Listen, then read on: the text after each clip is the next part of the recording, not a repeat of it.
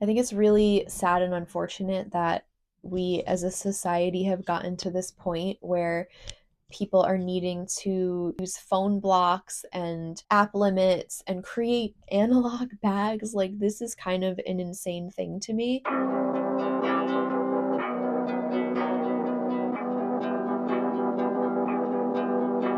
Hi, hello, welcome or welcome back to my channel. My name is Ashley, and in today's video, we're going to be taking a look at my analog bag, talking about what an analog bag is, the inspiration for creating one, and what I hope to do with it. So first of all, what even is analog? Analog has a lot of different dictionary meanings, but in this context, analog means moving away from a digital space and digital devices and kind of just going back to more of a non-digital way of living. So the idea for this analog bag or analog lifestyle, I'm not doing an analog lifestyle, I'm just doing an analog bag, but it's kind of a trending idea online currently, at least within a specific niche. I came across the idea in another YouTuber's video. Her name is Shauna Rapari, but she actually got the idea from another creator, and this sort of initial creator who started talking about the analog bag, I guess maybe not first necessarily, but first that garnered the attention of a lot of people online, was a creator named, and I don't exactly know how to pronounce her first name, but Cease or CS Campbell. Her first name is spelled Siece, or at least that is how it's spelled on her TikTok account. I'm just going to kind of give the credit to her. And then, like I said, I heard of the idea through watching Shauna Rapari's video. And so an analog bag is essentially a bag filled with items for you to pull out and utilize when you are trying to intentionally not be on your phone or an iPad or whatever kind of digital device that you have. So for example, oftentimes I will be going to a doctor's appointment or waiting for a medication at the pharmacy. Today I had to go get my oil changed, and unfortunately I did not have my analog bag with me. Those are perfect examples of times when it's very typical and almost just your first impulse to pull out your phone and start scrolling. Usually in those instances, I try to just keep a book with me so I can read instead of being on my phone. And so the analog bag essentially serves the same purpose as taking out a book instead of scrolling. I'm going to just quickly show you what's in my analog bag and then how I hope to use it and why I decided to create one. So let's get into it. So this is currently the bag that I chose for my analog bag. It's just a reusable cloth grocery bag. It's a little smaller than the typical reusable grocery bags, but it works well for this purpose. I actually prefer that it's a little bit smaller. It's also cute. It just has kind of a farm scene on the front. There's a farmhouse slash barn and some ducks and a lady walking a duck. The duck has a collar on. Now I have to show you the duck being walked. Right there, if you can see, she is walking a duck. I am her. She is me. So in my analog bag, of course, my first item is a book. That's kind of my go-to for when I have free time, when I want to wind down, and of course when I don't want to be on my phone. So I am currently reading Wuthering Heights, and this is one of the first times that I have been super inclined to go read a book based on a movie trailer. It's usually the opposite where or I know not for everyone, but for me, I typically read a book and then find out about the movie and want to see the movie. Or if the movie comes out and I find out about that first, I'm a person who just likes to read the book beforehand. And since Wuthering Heights is coming out in 2026, starring Margot Robbie and Jacob Elordi, I immediately had to go and read it because I have never read Wuthering Heights. It is by Emily Bronte, sister of Charlotte Bronte, two very well-known writers. It's a classic piece of literature. It's part of the literary canon, if you know what that is. It starts out with a ghost coming to the window and then kind of goes back in time and tells the story from the beginning. assuming that we're going to get to the story of how the ghost came to be pretty soon. So I keep this in my analog bag, and now I obviously need to take my analog bag and put it in my car so that I have my book when I go get my oil changed or do something else. So definitely a book handy in there. I'm about halfway through that book currently, and my next read is going to be either The Book of Cold Cases by Simone St. James. I've been waiting to read this one. It's been on my TBR for a while, and I saw it at the library when I went to get Wuthering Heights, so I picked this up. And then I also have another book that's ready at the library that I have to go get tomorrow, and that is for the book club that I'm a part of, and I forgot the name. It's Butchered something, two B's in the title. So I have to go pick that up tomorrow. So I have a lot of reading to get done, and they're all library books, which means that I need to return them within a certain time frame. So we need to get going on finishing Wuthering Heights and moving on to one of the other ones. So I'll just switch out one book for the next when I'm done. Then in my analog bag, the next thing that I have is just a little notebook. It's super tiny. This one, I've already filled up more than half the pages in here. I've had this for a long time.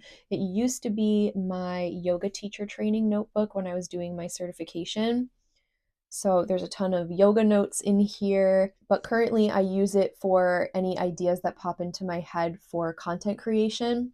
Sometimes I will sit and just go through what I already jotted down and try to organize my ideas and set time frames for when I'm going to put together videos or edit them or create them or whatever it is. Other times I will write down new ideas or try to generate more ideas for content.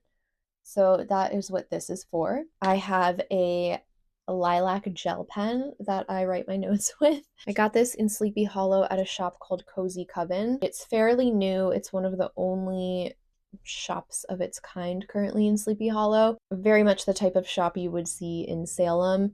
And there isn't too much of that in Sleepy Hollow. And now this shop, the Cozy Coven, has opened. Anyway, they had gel pens. I had to get some because 90s kid. I got this one and a turquoise one, and the turquoise one didn't work at all, which was really frustrating. But this one works. So this goes with my little notebook. The next two things that I have in here are coloring book. They are adult coloring books. The first one, my dog chewed the upper corner a little. I don't know if you can see that. Yeah, you can right there. Everyone loves coloring birds, and yes, I do. So this one is all different birds. There's some pages that are just one larger image, and then others that are more, this makes me think of kind of like wallpaper, where the objects are repeated. This is the first one that I recently finished while I was watching an episode of The Vampire Diaries. All my colored pencils right now are pastels. So I did this little like pastel jungle scene. I thought it came out pretty. It was very therapeutic. Just some pastel parrots. So that is the first coloring book. Sorry for the background noise. Then I have another one that's more of mandalas and similar types of designs. This one says affirmation meditation, and so it has some more intricate design. I honestly haven't used these too much. I bought these a long time ago to actually use in my classrooms, and I rarely ended up doing so. Now they're in my analog bag, and hopefully I'll continue to use them. I'm trying to finish a bunch of different TV shows, which I talked about in my last video, and I feel like coloring while I'm watching certain things is, I don't know, it's just a nice use of time. It's calming, it's therapeutic. I actually really enjoy coloring. I know some people are like, what are you, a child? What are you, 6 years old? But I mean, who doesn't like to just do a calm activity? I also really love doing crosswords and word searches, which I realized over the last couple years since I am a teacher. For the holidays, I'll always print out a holiday crossword for the kids to do just for fun. And I love sitting there and trying to find all the words. I mean, who doesn't love a little brain challenge? If I had a crossword or word search book, I would use that as well. Maybe I should get one. But for right now, we have are coloring books. And let me show you my pastel colored pencils because those are so pretty. I want a better holder or case for them. Right now I just have them in the plastic container they came in, but it's annoying me because it's hard to open and close. So if you can see though, sorry about the ring light reflection, they are all pastel colors. I do need to sharpen these, so I got to take them to work where my big sharpener is. And then the last thing I currently have in here is a magazine. I have a ton of magazines, and some of them are from when I was a child. Like, I don't know about everybody else, but I at one point in time collected all of the Glamour and 17 magazines, and I think those are the two I had subscriptions to, was 17 and Glamour. And I would just collect them in boxes under my bed. Eventually I started to throw some away, but I kept ones that were issues that I really liked, like a Mary Kate and Ashley Olsen issue or something like that. Spin magazines, because I was into music at the time. I got rid of a lot of them, but I did keep a select few from that time period from those boxes. So I still have some of those that are just fun to look back through and see just kind of what was in the news and what was in pop culture at the time. And then I have other ones that are Rolling Stone issues and kind of they do like special reissues and things for the Bob Marley cover or the Nirvana cover, that kind of stuff. So I have a few of those, and I feel like I'll rotate them out of my analog bag because it's fun to just go back and read them. But this one is an older Life magazine of notorious crime cases. Obviously, my page, Hexes and Horrors, revolves around horror, Halloween, true crime, all kinds of spooky things. So I'm very into that. It says 50 dastardly deeds that shook the nation, some of them still unsolved. And in here, just a few that are in here: the JonBenét case, the Long Island Lolita, the Black Dahlia, the kidnapping of Patty Hearst, which is a wild story. Lincoln's assassination, which I actually learned a lot from this that I did not know about and definitely didn't learn in school about Lincoln's assassination. The Boston Strangler. What else was a good one in here that I was very shocked and surprised about? There's Martin Luther King Jr.'s assassination. There's the John F. Kennedy assassination in here. Anyway, this magazine has a whole bunch of the disappearance of Jimmy Hoffa. Ed Gein is in here. Cases I've never heard of are in here. Heidi Fleiss, Great Brinks robbery, Lacey Peterson, O.J. Simpson. Oh, Oklahoma City bombing. There's just a whole bunch in here. So hopefully I will get around to reading some of this in my free time as well. And then, like I said, rotate and switch out the magazines. All right, so that is what's in my analog bag as of now. So why an analog bag?